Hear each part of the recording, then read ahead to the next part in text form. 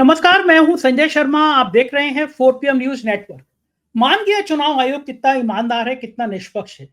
फिजूल में ये विपक्ष के लोग उस पर आरोप लगा रहे हैं। इससे ईमानदार चुनाव आयोग क्या हो सकता है? इंडिया टुडे के पत्रकार गए बेंगलोर में, मकान नंबर 35 था शायद। छोटा सा मकान था, 80 वोटर उस मकान में रहते हैं। बताइए, रह नहीं सकते? क्या समस्या है? और मकान भारतीय जनता पार्टी के कार्यकर्ता का निकला। यानी राहुल गांधी जो कह रहे हैं कि लाखों वोट तैयार किए गए, उसका जीता जागता सबूत बंगलौर के उस मकान में मिल गया। बीजेपी कार्यकर्ता के छोटे से मकान पे 80 वोट। कुल मिला के 70 लोकसभा सीटें मैनेज की गई, ऐसा विपक्ष का आरोप है।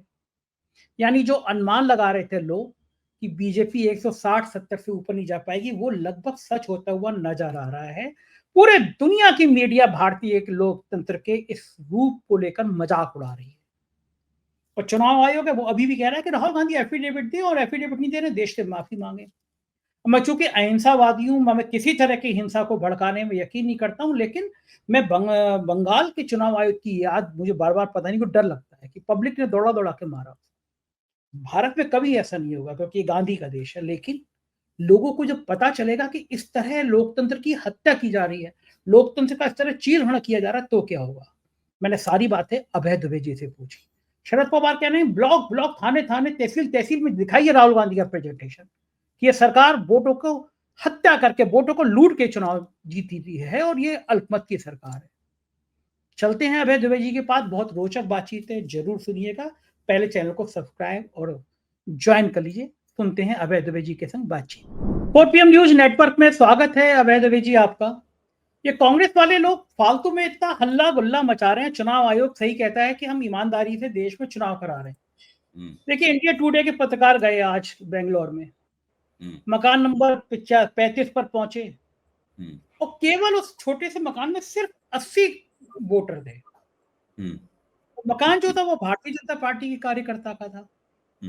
अब बताइए कि केवल 80 लोग नहीं रह सकते छोटे से मकान में, और बीजेपी का वर्कर का हो गया तो क्या समस्या है? ये कांग्रेस इतना हल्ला गुल्ला मचा रही है। चुनाव आयोग कह रहा है कि अगर फॉर्म एफिडेविट पे साइन करके दीजिए, वरना लगेगा आप झूठ बोल रहे हैं, और देश से माफी मांगिए। अब इस ईमानदार चुनाव आयोग का क्या किया जाना चाहिए? क्योंकि मैं अहिंसावादी हूं, कभी लोगों को भड़काता नहीं हूं, तो मैं ये भी नहीं कह सकता कि चुनाव आयोग का आप सीन देख लीजिए, पब्लिक ने घसीट घसीट के मारा। मैं ये भी नहीं कह सकता, क्योंकि कहना नहीं चाहिए, लोकतंत्र में खराब बात होती है। लेकिन एक मकान में 80 वोट इंडिया टुडे के पत्रकार ने जाके दिखा दिया। बेंगलोर का मकान।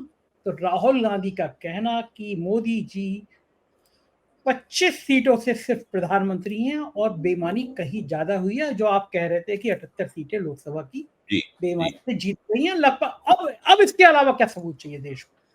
नहीं, कोई सबूत नहीं चाहिए। अब तो जांच होनी चाहिए। मेरा कहना है कि राहुल गांधी ने तथ्यों से भरपूर प्रेजेंटेशन किया, और वो प्रेजेंटेशन अब उन्होंने एनडीए के नेताओं के सामने भी अलग से कर दिया है। जो प्रेजेंटेशन उन्होंने, ये देखिए, राहुल गांधी ने कल जो प्रेजेंटेशन किया था वो कांग्रेस का जो नया दफ्तर है इंदिरा भवन, उसमें किया था। उसके उस मंच का पहली बार राहुल गांधी ने वो इस्तेमाल किया, इंदिरा भवन का सही इस्तेमाल किया, और सही इस्तेमाल किया। वो अच्छा उद्घाटन किया उन्होंने। अब उन्होंने कांग्रेस के एनडीए के नेताओं को बुलाया, उसमें करीब 50 इंडिया गठबंधन के नेताओं को बुलाया। उसमें 50 छोटे बड़े नेता आए पार्टियों के, और उनके सामने भी उन्होंने प्रेजेंटेशन किया। तो अब तो बात जो है ना, कुछ की कुछ हो गई है। अब देखिए, सुप्रिया सुले ने क्या बयान दिया है। सुप्रिया सुले ने बयान ये दिया है कि शरद पवार का कहना है, यानी उनके पिताजी जो कि इंडिया गठबंधन के सबसे वरिष्ठ और नेता हैं, सबसे बड़े कुशल रणनीतिकार हैं, उनका कहना है कि राहुल गांधी के इस प्रेजेंटेशन को सारे जनता के सामने सब जगह दिखाया जाना चाहिए, कार्यकर्ताओं के सामने दिखाया जाना चाहिए, आम लोगों के सामने दिखाया जाना चाहिए। धीरे धीरे करके मैं ये मानता हूं कि मीडिया स्पेस कितना भी सरकार ने कैप्चर कर लिया हो, लेकिन जीती मक्खी नहीं निगली जाती। आप कितने भी कंजूस हो, आप जीती मक्खी नहीं निगल सकते। आपको उसमें से निकाल के अलग डालनी ही पड़ेगी मक्खी, तब आप दूध पी पाएंगे। तो मेरा कहना यह है कि वो मीडिया के कुछ ना कुछ लोग जो हैं इस चीज को पकड़ेंगे। जैसे आपने अभी इंडिया टुडे का जिक्र किया, चीज को पकड़ेंगे, फिर सोशल मीडिया पे बहुत बड़े पैमाने पे सामने आ जाएगी। देखिए, राहुल गांधी ने प्रेजेंटेशन किया, सब लोगों ने उसको पहले पन्ने पे छापा। कम से कम मैंने कोई ऐसा अखबार नहीं देखा था राहुल गांधी की प्रेजेंटेशन को पहले पन्ने पर न छापा हो। भास्कर ने तो उस प्रेजेंटेशन की लीड बनाई हम्म, और प्रधानमंत्री ने जो भाषण दिया था कि मुझे कितना भी व्यक्तिगत नुकसान हो जाए, मैं किसानों और मछुआरों और पशुपालकों का साथ नहीं छोड़ूंगा, है उसको भास्कर ने बहुत छोटी खबर के तौर पे छापा, ऊपर छाप बहुत छोटी थी, पतली सी खबर के तौर पे छापा। और राहुल गांधी ने जो प्रेजेंटेशन किया था उसी को बड़े पैमाने पे उसने बहुत बड़ी लीड बनाया। और भास्कर हिंदुस्तान का सबसे ज्यादा बिकने वाला अखबार है, करोड़ों में लोग पढ़ते हैं उसको। मेरे ख्याल से भास्कर को कम से कम 5 से 10 करोड़ लोग के बीच में लोग उसको पढ़ते होंगे हिंदी क्षेत्र में, इतने संस्करण निकलते हैं वगैरह। तो मेरा कहना यह है कि ये बात तो अब दूर दूर तक फैलेगी। ये एक चिंगारी है जो जंगल में आग लगा देगी, ये एक चिंगारी है जो जंगल में आग लगा देगी। धीरे धीरे करके ये आग बढ़ती ही चली जाएगी। और देखिए अब राहुल गांधी ने एक पोस्ट की है? उस पोस्ट को मैं आपके सामने पढ़ के सुनाता हूं, इससे भी पता लगेगा कि अब दरअसल बात कहां से कहां पहुंच रही है। राहुल गांधी ने पोस्ट की है, उसमें 5 बातें हैं। पहली बात यह है कि विपक्ष को डिजिटल वोटर लिस्ट क्यों नहीं मिल रही है, चुनाव आयोग क्या छिपा रहा है। पहली बात यह है, फिर से दोहराता हूं, बहुत इंपॉर्टेंट बात है। विपक्ष को डिजिटल वोटर लिस्ट क्यों नहीं मिल रही है, क्या छिपा रहा है। नंबर 2, सीसीटीवी और वीडियो सबूत मिटाए जा रहे हैं, क्यों मिटाए जा रहे हैं, किसके कहने पे मिटाए जा रहे हैं।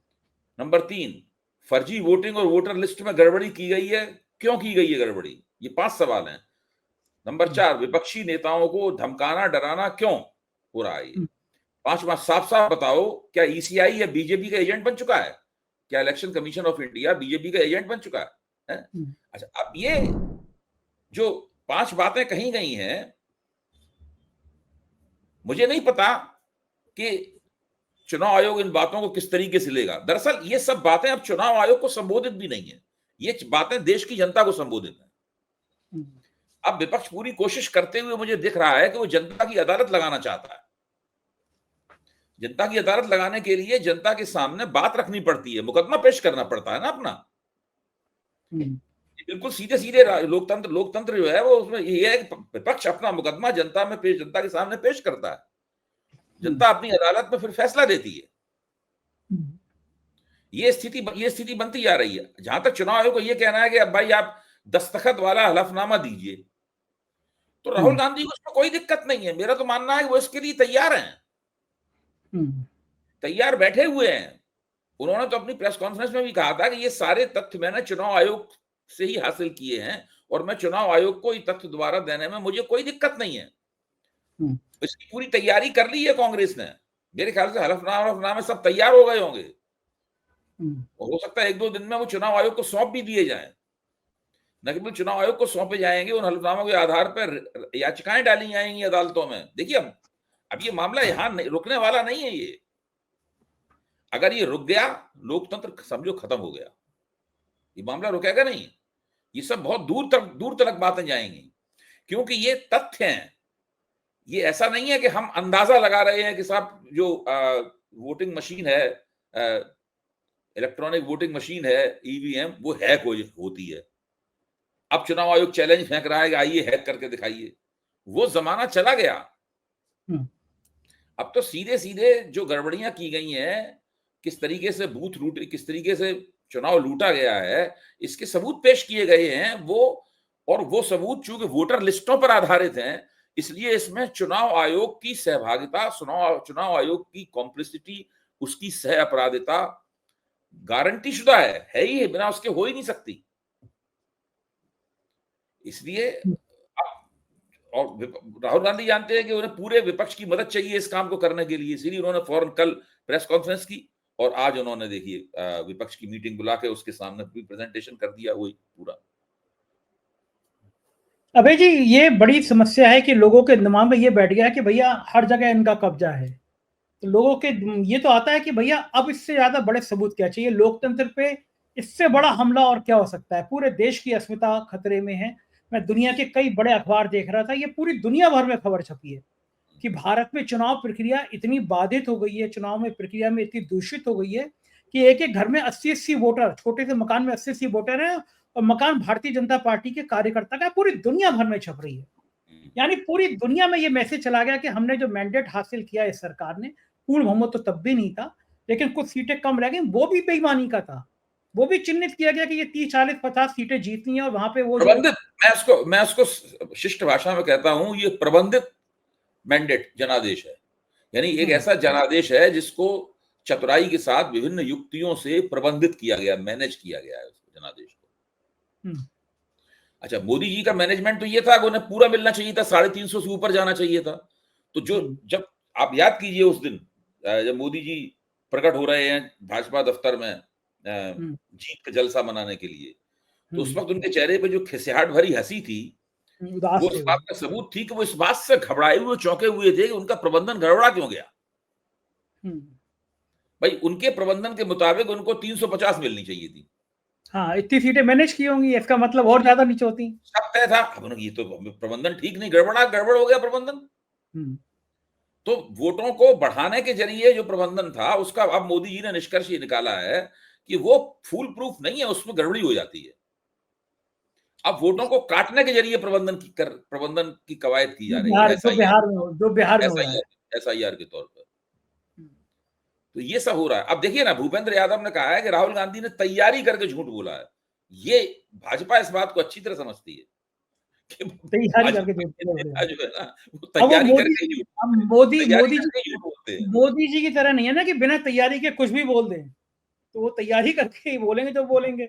वहां तो मोदी जी कुछ भी बोल देते हैं बिना तैयारी के भी, तो वो सत्य हो जाता है। लेकिन बड़ा सवाल ये है कि अब और क्या सबूत चाहिए? सुप्रीम कोर्ट इस देश के संविधान का रक्षक है, वो देखता है। अब इससे ज्यादा सबूत क्या चाहिए? स्वतः संज्ञान लेकर, और मेरा तो मानना यह है कि रोज एक सुनवाई होनी चाहिए, 2 महीने में फैसला होना चाहिए, क्योंकि ये आपने कल भी ये बात कही थी, मैं कल भी आपकी इस बात का समर्थक था, मैं आज भी आपकी इस बात का समर्थक हूं। लेकिन मेरे दोस्त, मैं फिर कहूंगा कि सुप्रीम कोर्ट की टोकरी में लोकतंत्र के सारे अंडे नहीं रखे जा सकते। अब सुप्रीम कोर्ट ये रेडिकल एक फैसला दे दे, चुनाव आयोग को पलट दे सुप्रीम कोर्ट, और देश में लोकतंत्र की बल्ले बल्ले हो जाए, मोदी जी कहीं कोने में छुपे हुए दिखाई पड़े, सुप्रीम कोर्ट डंडा लेके उनके पीछे दौड़ पड़े, ये सब कल्पनाएं करनी हम लोगों को बंद कर देनी चाहिए। जुडिशरी की, न्यायपालिका की, मैं किसी के ऊपर कोई शक नहीं कर रहा हूं, किसी के इरादे पे शक नहीं कर रहा हूं, लेकिन उसकी सीमाएं हैं। उसकी सीमाएं ये हैं कि वो जितना वो कर रही है इससे ज्यादा नहीं कर सकती। आप देखिए, इससे ज्यादा करने की अगर हम अपेक्षा करेंगे तो हम लोगों को निराशा होगी। फिर वही बात, जैसे आपने कहा ना, लोगों को लगता है कि इनका सब जगह कब्जा है। तो कब्जे में न्यायपालिका भी आती है, कब्जे के दायरे में न्यायपालिका भी आती है, कब्जे के दायरे में मीडिया भी आता है। बहुत सी चीजें, बहुत सी संस्थाएं जो हैं, इन्होंने कैप्चर कर ली हैं, और उस कैप्चर में कुछ लोग उस कैप्चर को नहीं मानते हैं, तो इनकी बात नहीं मानते हैं, कुछ बोल देते हैं, कुछ कर देते हैं, लेकिन बाकी जगहों पे इनका कब्जा बड़ा जबरदस्त है। अच्छा, ये जो खुलासा हुआ है, सरकार की भूमिका उसमें है ना। मैं कह रहा हूँ, चुनाव आयोग की नियुक्ति कौन करेगा? प्रधानमंत्री करेंगे, एक विपक्ष का नेता होगा और एक मोदी जी का मंत्री होगा। सुप्रीम कोर्ट के चीफ जस्टिस को, सुप्रीम कोर्ट के जजों को तो निकाल दिया ना, इसीलिए निकाल दिया। अब तो सवाल खड़ा हो रहा है, बिल्कुल निकाल दिया। तो ये परपार्टी जो है, ये परपार्टी इस देश के लिए कितनी खतरनाक है? आपको दिख ही रहा है कितनी खतरनाक है। भाई, इसी तरीके से तो ये नियुक्त हुए हैं ज्ञानेश कुमार जी। हैं, एक हमारे एक मित्र हैं, विशेषज्ञ बुजुर्गवार हैं, डॉक्टर प्यारेलाल गर्ग, उन्होंने बड़ा डेटा वर्क किया है इलेक्शन के ऊपर। तो इन्होंने इनके लिए, ज्ञानेश कुमार जी के लिए कहा है कि मोदी जी ने एक ऐसा दैत्य नियुक्त किया है जिसकी भूख वोट खाने से दूर होती है। जब तक वो बहुत सारे वोट रोज ना खा ले तब तक उसका पेट नहीं भरता, और उस दैत्य का नाम है ज्ञानेश कुमार। ये उन्होंने लिखा है, उन्होंने अपने एक लेख। बाप रे बाप, इससे ज्यादा खतरनाक कमेंट कुछ और हो सकता है? अच्छा, आपको सीन क्या नजर आता है इस देश में? ये बात जिले जिले, ब्लॉक ब्लॉक में जाएगी, तो आपने तो वो लोकतंत्र को बड़े करीब से देखा है, इतनी किताबें लिखी हैं। देखिए, इसमें क्या है, इसमें दो बातें हैं। एक तो ये है कि इस चीज के खिलाफ एक बहुत बड़ा धीरे धीरे आंदोलन, जैसे भ्रष्टाचार विरोधी आंदोलन हुआ था। देखिए, जब तक देश का जो पढ़ा लिखा मध्य वर्ग है, पढ़ा लिखा मध्य वर्ग है, जब तक वो सक्रिय नहीं होता है किसी चीज के खिलाफ, शहरी मध्य वर्ग सक्रिय होता है, सड़कों पे निकलने लगता है, मोमबत्तियां दिखा के पकड़ के चलता है, ये सब जब होने लगता है तब एक तरह से आंदोलन बनता हुआ दिखाई पड़ता है। अच्छा, लेकिन ये सब करने के लिए राजनीतिक पार्टियों के कार्यकर्ताओं को कोशिश करनी पड़ती है। एक तो तरीका ये है कि इसके खिलाफ एक बड़ा आंदोलन पैदा हो और उसके जरिए सरकार के पक्ष में, सरकार के विपक्ष में लोग सोचना शुरू करें। दूसरा यह है कि इसकी चर्चा लगातार हो ही रही है, हम लोग भी चर्चा कर रहे हैं और लोग भी चर्चा कर रहे हैं। धीरे धीरे, और भी समय बहुत है हमारे पास, धीरे धीरे ये चर्चा बढ़ती जाएगी और लोग ये शक करने लगेंगे कि उनका वोट कहाँ जाएगा और उन्होंने जिसको वोट दिया है उसकी सरकार बनेगी कि नहीं बनेगी, ये सब चीजें संदेह के दायरे में आ गई। ये चीज धीरे धीरे करके सामने आ जाएगी। तो मेरा कहना यह है कि ये दोनों ही हालतों में, ये एंटी इनकम्बेंसी में ये चीजें बढ़ोतरी करेंगी, सरकार विरोधी भावनाओं में ये चीजें धीरे धीरे करके बढ़ोतरी करेंगी। ये तो हो नहीं सकता है कि राहुल गांधी की इस आरोप के बाद मोदी जी को और फायदा हो जाए। ये तो नहीं हुआ, मतलब ये तो नहीं हो सकता कि भाई राहुल गांधी ने आरोप लगाया, मोदी जी के वोट जो है दुगने हो गए बढ़ के। ये तो असंभव है।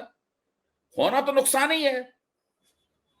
वो नुकसान कितना होगा, किस सीमा तक नुकसान होगा, ये आकलन का विषय ये है।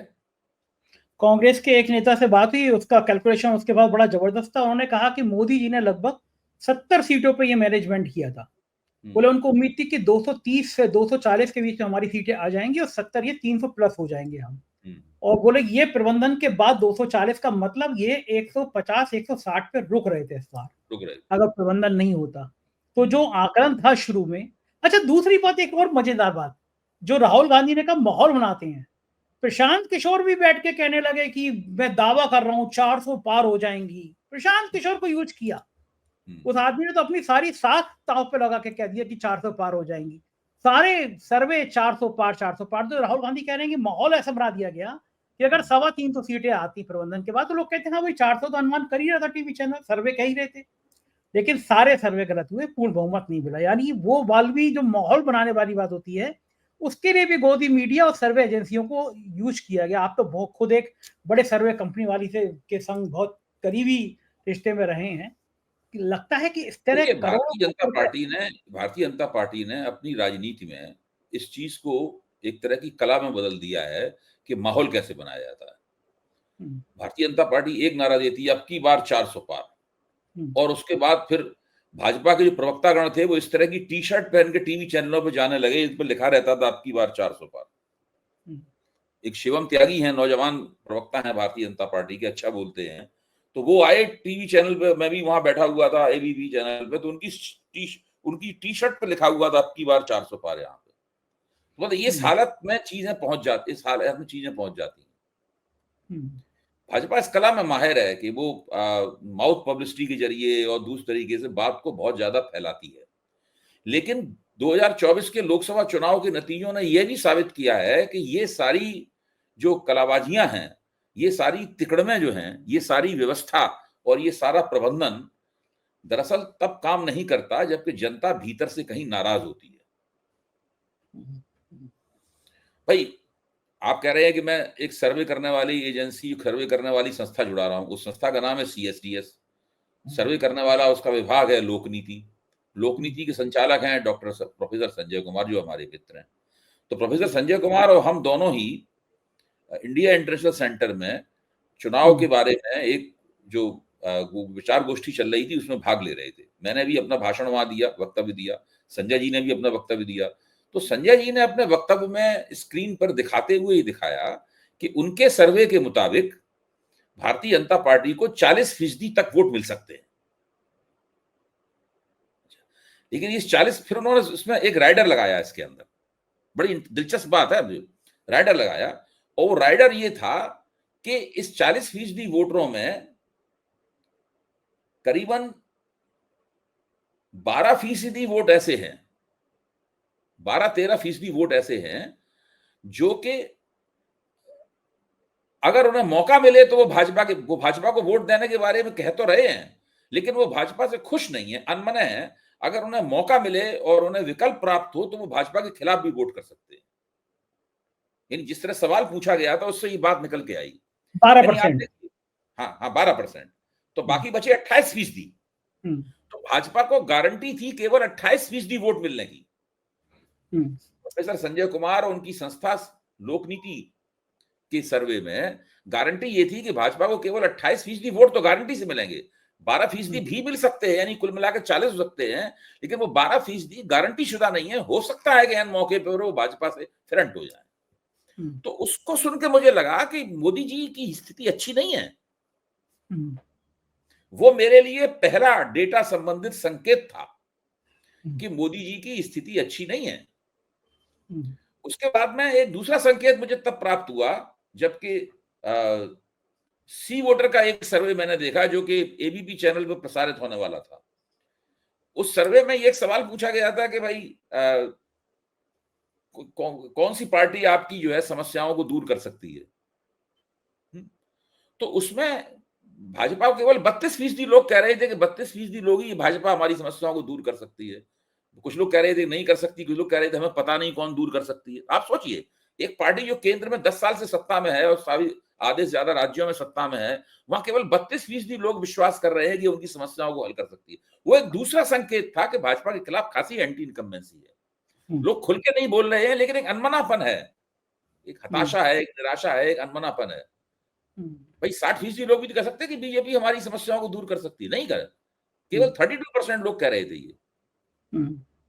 और 2 प्रतिष्ठित बड़ी सर्वे एजेंसियां इसका डेटा इस प्रकार के संकेत दे रहा था। इसके बाद मैंने सोचना शुरू किया गंभीरता पूर्वक कि मेरा मानना था कि बीजेपी चुनाव को, बीजेपी को बहुमत तो नहीं प्राप्त होगा, क्योंकि विपक्ष की एकता में मुझे संदेह था और विपक्ष के प्रयासों में मुझे संदेह था। इसलिए मैंने ये माना कि गठजोड़ सरकार ही बनेगी, बीजेपी के नेतृत्व में बनेगी और बीजेपी की 250 के आसपास सीटें आएंगी, जो मैंने आपके चैनल पर कहा भी था, और वो ही हुआ। 240 आई, 250 से भी 10 कम आई सीटें। मैं बता रहा हूँ ये सुराग कहां से प्राप्त किया था। उस समय लोग कह रहे थे कि हम 2024 से लेके अब तक बीजेपी की स्थिति और खराब हुई है। बहुत सारे विवाद उसके साथ जुड़े हुए हैं। एक तो ट्रंप साहब हलक में अटके हुए हैं। ट्रंप ने फिर बयान दे दिया, वो कहा कि वो पूछा, लोग भारत से बोले कि कोई मतलब ही नहीं है जब तक सब पूरा समझो सलाह एकदम क्लियर नहीं हो जाएगी। ट्रंप साहब हलक में अटके हुए हैं, ऑपरेशन सिंदूर हलक में अटका हुआ है, अर्थव्यवस्था की हालत खराब है पूरी तरीके से, ट्रंप की वजह से और ज्यादा खराब होने जा रही है। और सबसे बड़ी बात यह है कि देश का जो मजबूत और शक्तिशाली हिस्सा है, यानी एक्सपोर्टर्स कौन है, देश के एक्सपोर्टर कोई छोटी मोटी चीज होती है? जो अमेरिका को माल एक्सपोर्ट कर रहा है उसको आप मामूली आदमी मान रहे हैं? ठीक बात है। हाँ, एक्सपोर्टर्स, कारपोरेट लोग, इन सब लोगों के मन में संदेह पैदा हो गया है कि ये बंदा जो है ना, ये ट्रंप को रीड कर पाने में, ट्रंप को समझ पाने में नाकाम रहा। ये ड्रामेबाजी करता रहा, हाउडी मोदी करता रहा, आपकी बात ट्रंप सरकार करता रहा, ट्रंप हमारे दोस्त हैं, ये करता रहा, ये सब नाटकबाजी तो उसने खूब की, लेकिन ट्रंप को समझ पाने में नाकाम रहा। और अब ट्रंप रोज उसको धोबी पाट मार रहा है, दबादब मार रहा है, धोबी पाट। आम जन में भी मतलब अच्छा, दूसरा एक और बात है, राष्ट्रीय स्वयंसेवक संघ बहुत जबरदस्त रूप से गहराई से अमेरिका परस्त संगठन है। वो अमेरिका के खिलाफ एक शब्द नहीं बोलता है। कभी इस बात पे हम चर्चा करेंगे, कभी आपसे चर्चा की है इस बात पे, अगर अमेरिका ने बड़े बड़े हिंदुस्तान के जो टॉप मोस्ट लोग हैं, इसमें संघ के लोग भी शामिल हैं, उनकी कानून फंसा दिया कि मोदी जी की एक्सपायरी डेट आ गई है, तो आप सोचिए क्या होगा। सही बात है, ये तो बड़ी खतरनाक स्थिति हो जाएगी। सही कह रहे हैं कि संघ जो है कभी अमेरिका का विरोध नहीं करता, कभी नहीं, इतने दिन से एक लफ्ज नहीं बोला, एक शब्द नहीं बोला। बहुत बहुत शुक्रिया अभय जी, आपने मुझसे इतनी बातचीत की, थैंक यू। ये थे अभय दुबे जी, पूरी बातचीत आपने सुनी। आप भी सहमत होंगे कि लोकतंत्र के संग इससे बड़ा मजा कुछ और हो नहीं सकता। आप क्या सोचते हैं कमेंट करके जरूर बताइएगा, मुझे आपकी राय का इंतजार रहेगा। शुक्रिया, थैंक यू।